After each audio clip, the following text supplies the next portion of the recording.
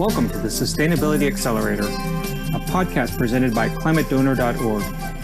Climate Donor is a nonprofit organization that sources projects from nonprofits, universities, national labs, and local government agencies, and provides grassroots citizens with a meaningful way for them to help in the fight against climate change and species extinction. Our podcast hosts thought leaders, scholars, and entrepreneurs in the efforts to address those challenges.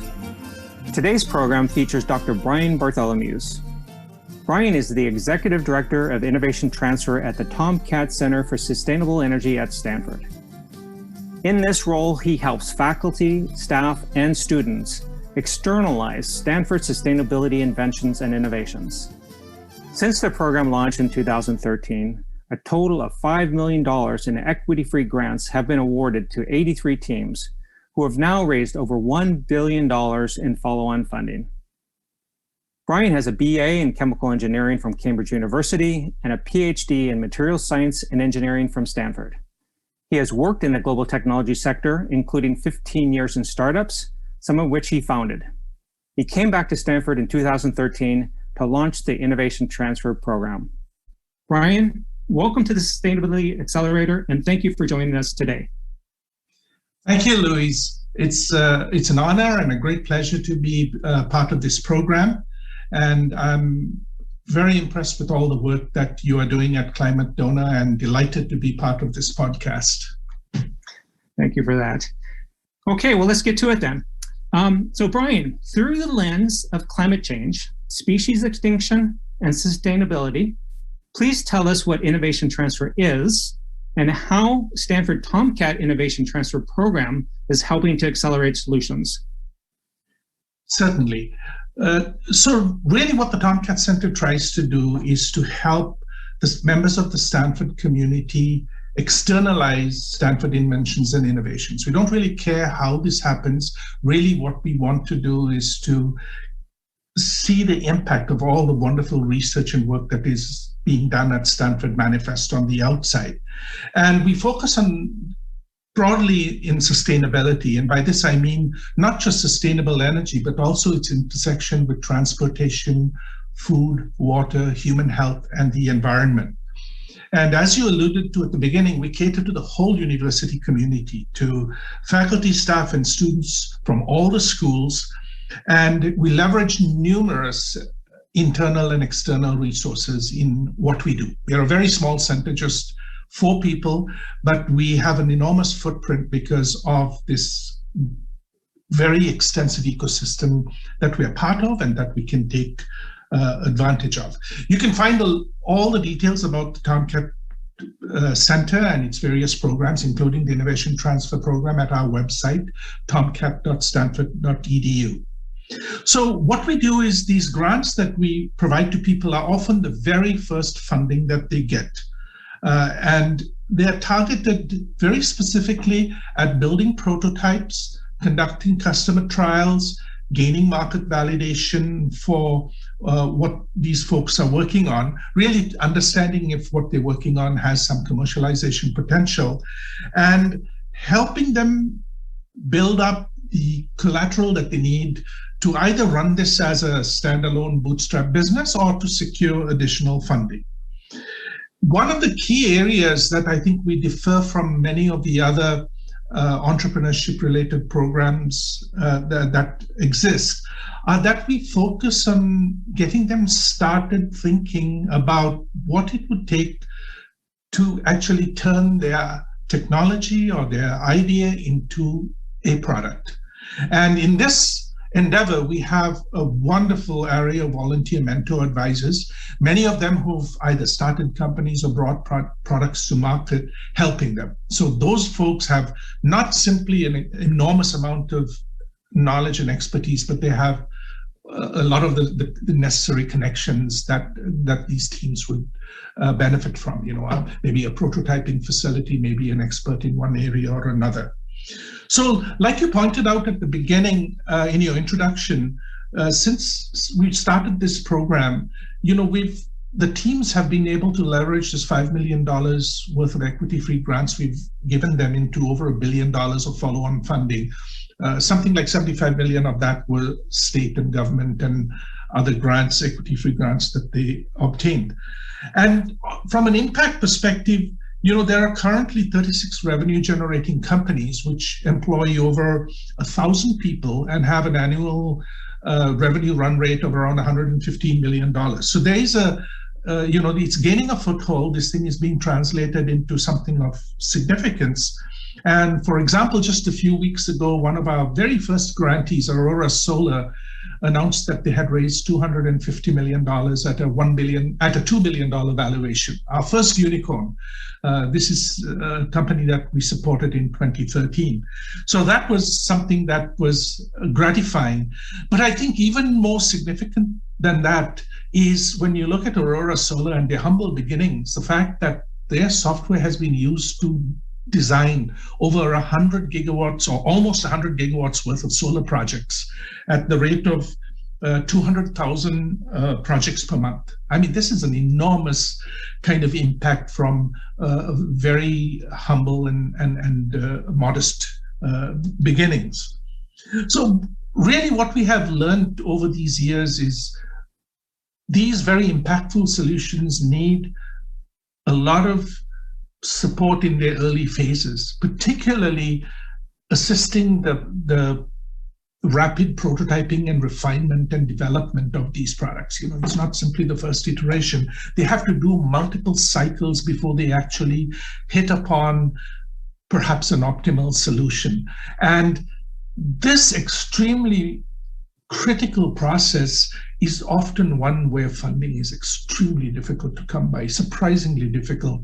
And I think this is where a huge impact can be made by providing this initial support to help these folks take that initial commercialization step, where sometimes the future isn't as clear as it might be a few years down the road.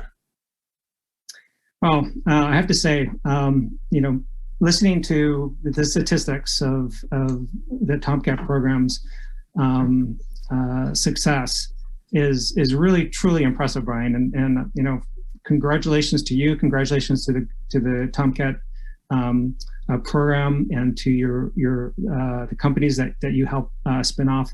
It really is truly impressive, and I say that coming from somebody who's been at Stanford for 30 years and I've seen some pretty amazing things, while I've been a part of Stanford. So it really is truly impressive. So great job there. Let me bring this a little bit closer to home, as it were. Why is innovation transfer important to grassroots citizens? I think there are a number of answers to that question, but one of them that sort of is of particular relevance, say to the TomKat Center, is that I don't think too many people recognize or appreciate how much invention and innovation is actually occurring in this country, especially in our universities and research institutions. There's an enormous amount of work being done, very advanced research, exciting findings, and a large fraction of this is directly or indirectly a result of research that is funded by federal and taxpayer dollars. So literally all this innovation is supported and initiated and nurtured by the average citizen, the grassroots citizen. And they, I think, should not only care deeply about how and where the monies are spent, but what steps are taken then to maximize the benefits of this tremendous investment that we are making. I mean, it's an enormous amount of money that we're talking about. Are we doing everything that we possibly can to reap the benefits of this investment?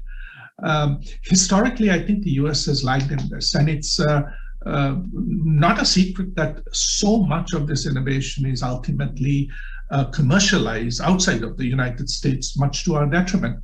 I mean, it does ensure that these inventions and innovations see the light of day and are realized. But the patience and the foresight to support things that may not be immediate winners, if you will, is something that I think there's a lot of room for improvement in that regard. And I think a major reason for this is is a lack of funding and support for early stage innovations on the outside. There is support within the university, and then when things have gained some traction, there's lots of money that's chasing them. But it's this intermediate first step that often is one that is when the actual benefits of what is being done aren't entirely clear. That's where the funding can tend to be a little bit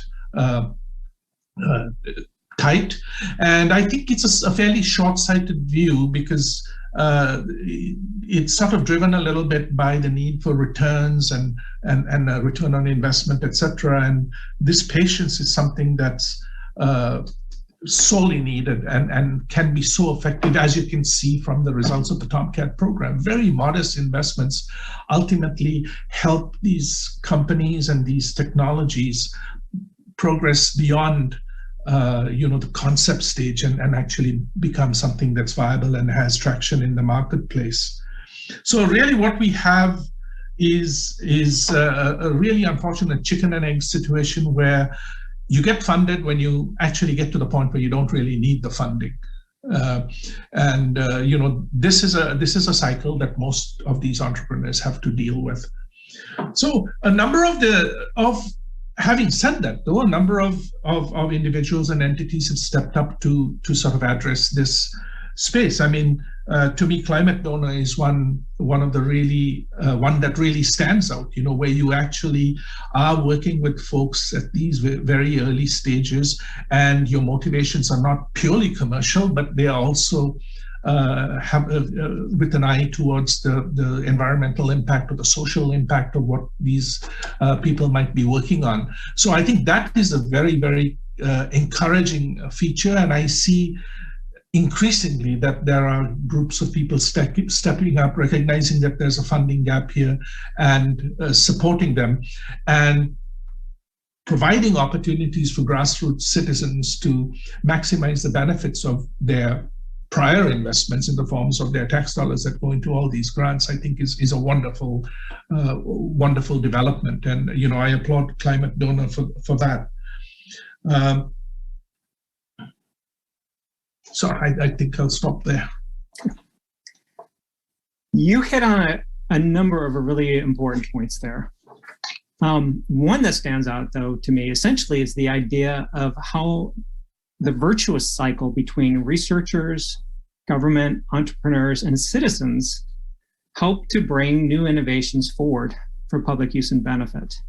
And I think that is a way that people can look at university research programs like TomKat, innovation transfer, entrepreneurial investing, and then the funding of how all of that happens. Okay, so you've been leading the TomKat Innovation Transfer Program for about 8 years. You've seen some fantastic ideas and amazing entrepreneurs working feverishly to bring those ideas to reality. You mentioned some of those. From what you've seen, is there a way that individual grassroots donors can help to accelerate the availability or adoption of those ideas? And if so, how can they contribute to bringing those ideas to the world? Absolutely. This hits upon one of what I think is something that sets us apart, and is a resource that we utilize that's immensely valuable to entrepreneurs. And by this, I mean the engagement of citizens. I mean, there's so many folks with so much to offer who don't get involved in the entrepreneurship ecosystem. It's sort of looked upon as something that requires specialist knowledge and people with PhDs in entrepreneurship or whatever. But so many people who have worked in industry, who have started their own companies, have so much to offer, so much to give, and they do so extremely willingly. And what I've found is that these people, many of whom we engage as mentors, are so happy to give back. Somebody once upon a time in their careers gave them a helping hand and helped them move forward.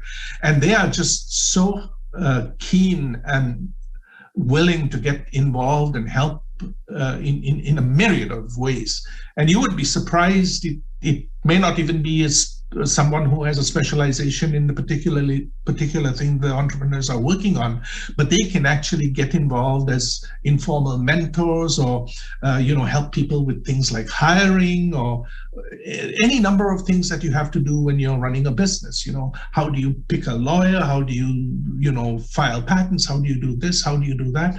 So apart from providing funding through organizations like Climate Donor, there's also a huge opportunity and a need, I think, to provide the benefits of everything one has learned through one's career and life to this emerging generation and this emerging cadre of entrepreneurs. So I think there's multiple ways in which citizens can and should get involved in this process. Well, those are terrific suggestions. Not only that, though, they are inspirational and motivational. I would expect nothing less from you, Brian, seeing what you've done over the years. So I'm sure people will really take to heart, those ideas. And on that note, I wish to thank you for being a guest on the Sustainability Accelerator, and best wishes on your continued success at the TomKat Innovation Transfer Program.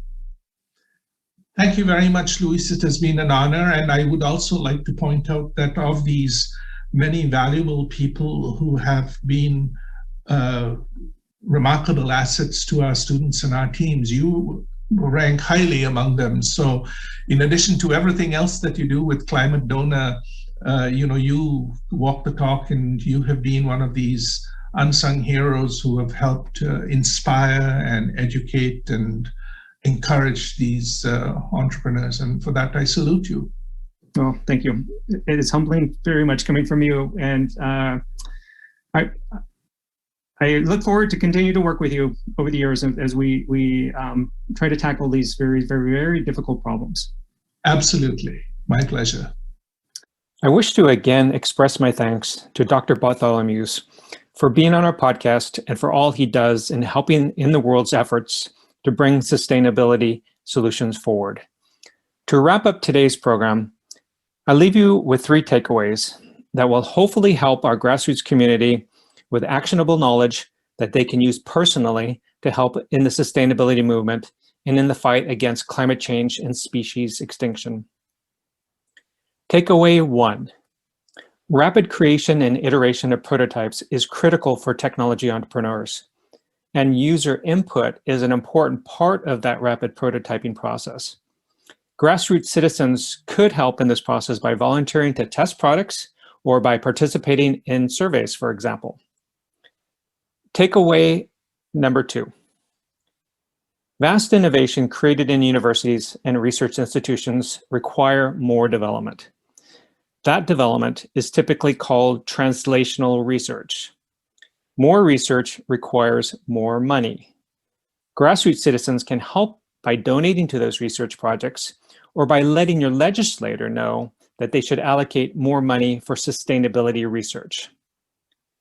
Takeaway 3. Everyone can and should get involved. There are many ways you can get involved, and it is always helpful to think globally but act locally. Thanks again for listening to our program. And thanks to our producer, Gracia Rowe, for making this program happen. We'll be back again soon with our next program. In the meantime, be sure to check out our website for ways you can get involved in the fight for a more sustainable planet.